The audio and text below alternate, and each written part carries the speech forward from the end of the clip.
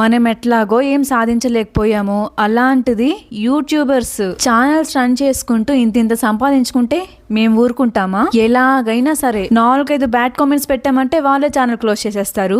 మనం fully satisfied, happy. ఆ రోజు అన్నం కూడా తినబడలే. ఇంకా ఇలాంటి బ్యాచ్ కి, అంటే నాకు బ్యాడ్ కామెంట్స్ చేసిన వాళ్ళ గురించి చెప్తున్నాను. సోదిలాగుంది నీ ఛానల్, సోది చెప్తున్నావు, నీ ఛానల్ అసలు ఎందుకు యూజ్ అవుతుంది అని పిచ్చిగా కామెంట్స్ చేసే సోది మొహాలకి నేను చెప్పేది ఏంటంటే, ఒక్క వీడియో చూసి ఎవరిని తప్పు పట్టకూడదు. నీకు కామెంట్స్ చేసే అంత ఓపిక ఉంది, కానీ అసలు ఛానల్ కంటెంట్ ఏంటి, అసలు కొన్ని వీడియోస్ చూస్తే అర్థమవుతుంది కదా, అప్పుడు కామెంట్ చేద్దాము అనే ఓపిక మాత్రం లేదు. మేబీ మీ ఇంట్లో వాళ్ళు నిన్ను ఎలా భరిస్తున్నారో నాకైతే తెలియదు, కానీ జనాల్లోకి వచ్చి ఇలాంటి పిచ్చి కామెంట్లు చేసావంటే ఏ రోజు నువ్వు పిఎస్కెళ్లాల్సి వస్తుంది.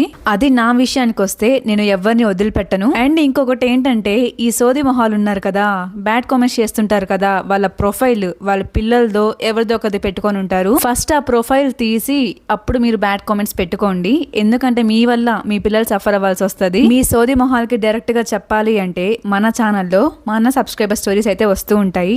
సారీ, మన కాదు, నా సబ్స్క్రైబర్ స్టోరీస్ వస్తూ ఉంటాయి. నీకు ఇష్టం ఉంటే చూడు, లేకపోతే అది ఓకేగా. ఇలాంటి బ్యాచ్ నా ఛానల్లోనే కాదు, నేను ఒక హిందీ యూట్యూబర్ ఛానల్లో కూడా చూశాను. తన ఫేస్ ఎలా ఉంటుందంటే కొంచెం ఏదో యాక్సిడెంట్ అయ్యి కొంచెం కాలిపోయింది ఫేస్. ఆ అమ్మాయిని పట్టుకొని కామెంట్స్ లో, నీ మొహం చూస్తే వాంతి వస్తుంది, నీ మొహం చూస్తే రాత్రి రావాల్సిన పీడకలలు పొద్దునే వస్తున్నాయి, ఇలా కామెంట్స్ చేస్తున్నారు. యాక్చువల్లీ తన ఫేస్ అలా అవడానికి తన తప్పేం లేదు, అయినా కూడా జాలి పడాల్సింది పోయి ఇలా చెత్త కామెంట్లు చేస్తున్నారంటే ఇంకా మన సమాజం ఎలా ఉందో మీరే అర్థం చేసుకోండి. సో నేనేం చెప్పాలి అనుకుంటున్నానంటే, మీరు మీ కామెంట్స్ ద్వారా నా వెంట్రుక కూడా పీకలేదు. అలాంటిది నా ఛానల్ నేను పీకుతారు, మొహమాటమే లేకుండా, భయమే లేకుండా చెప్పేస్తున్నా. ఇంకొకసారి ఇలాంటి బ్యాడ్ కామెంట్స్ వచ్చాయంటే మీ ప్రొఫైల్, మీ ఐడి స్క్రీన్ షాట్ తీసుకొని మీరు ఎంత చండాలంగా కామెంట్ పెట్టారో అది సోషల్ మీడియాలో పోస్ట్ చేసేస్తాను. ఇంకా మీ ఇష్టం అది. అండ్ సెకండ్ వన్ ఏంటంటే, ఆ స్క్రీన్ షాట్ తీసుకెళ్లి మీ ఐడిని అండ్ మీరు డీపీ పెట్టుకొని ఉంటారు కదా పాపం తింగర మొహాలు, అవన్నీ తీసుకెళ్లి కంప్లైంట్ కూడా ఇస్తా.